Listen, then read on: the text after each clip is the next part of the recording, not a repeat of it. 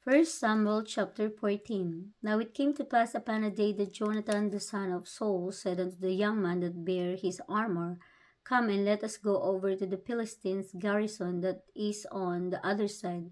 But he told not his father. And Saul tarried in the uttermost part of Gibeah, under a pomegranate tree, which is in Migron. And the people that were with him were about 600 men. And Ahiah the son of Ahitub, Kabod's brother, the son of Phinehas, the son of Eli, the Lord's priest in Shiloh, wearing an ephod, and the people knew not that Jonathan was gone. And between the passages by which Jonathan sought to go over unto the Philistines' garrison, there was a sharp rock on the one side, and a sharp rock on the other side, and the name of the one was Bozez, and the name of the other Sene.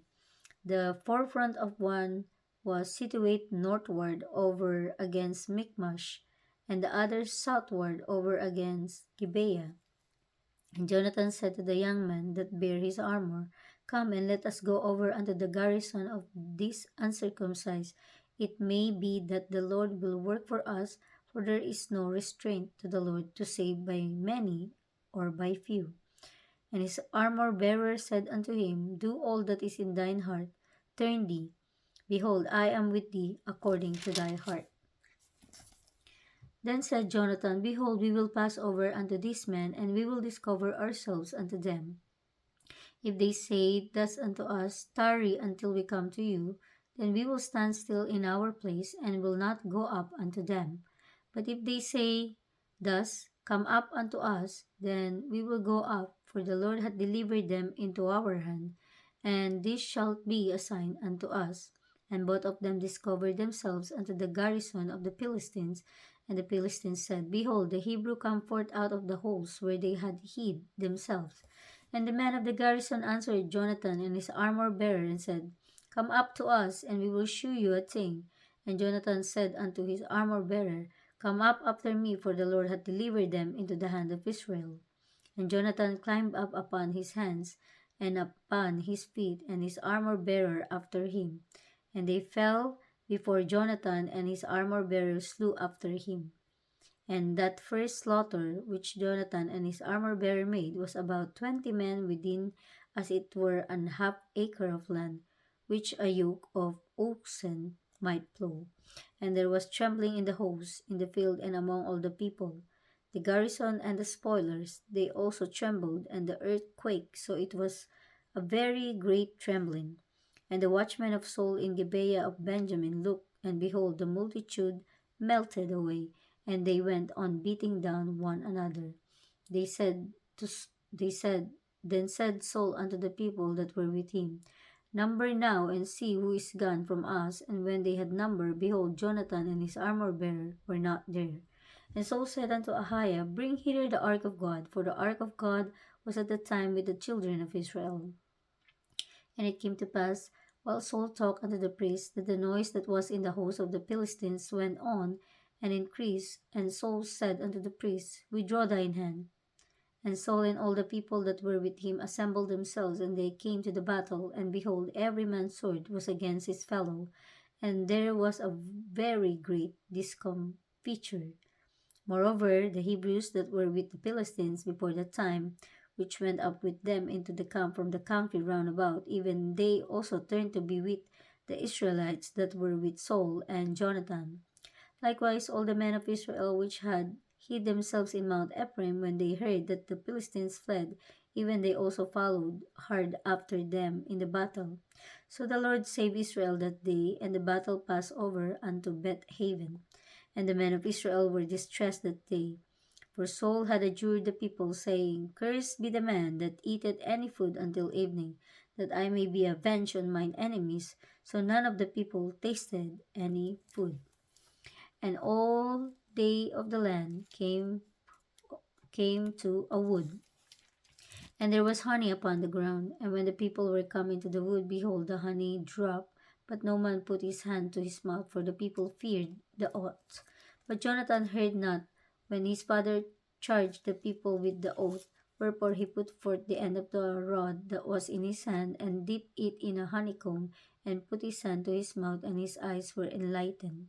Then answered one of the people and said, Thy father strictly charged the people with an oath, saying, Cursed be the man that eateth any food this day. And the people were faint. Then said Jonathan, My father hath troubled the land. See, I pray you, how mine eyes have been enlightened, because I tasted a little of this honey. How much more if haply the people had eaten freely today of the spoil of their enemies which they found, for had there not been now a much greater slaughter among the Philistines? And they smote the Philistines that day from Michmash to Aijalon, and the people were very faint. And the people flew upon the spoil, and took sheep and oxen and calves, and slew them on the ground, and the people did eat them with the blood.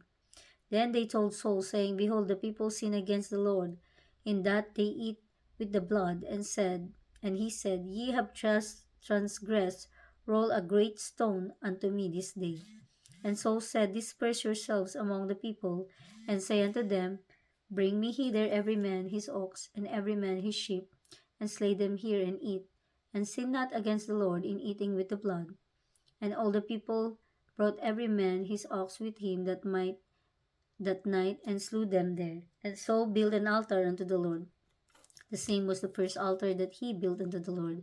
And Saul said, Let us go down after the Philistines by night, and spoil them until the morning light, and let us not leave a man of them. And they said, Do whatsoever seemeth good unto thee.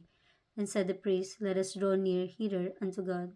And Saul asked counsel of God, Shall I go down after the Philistines? Wilt thou deliver them into the hand of Israel?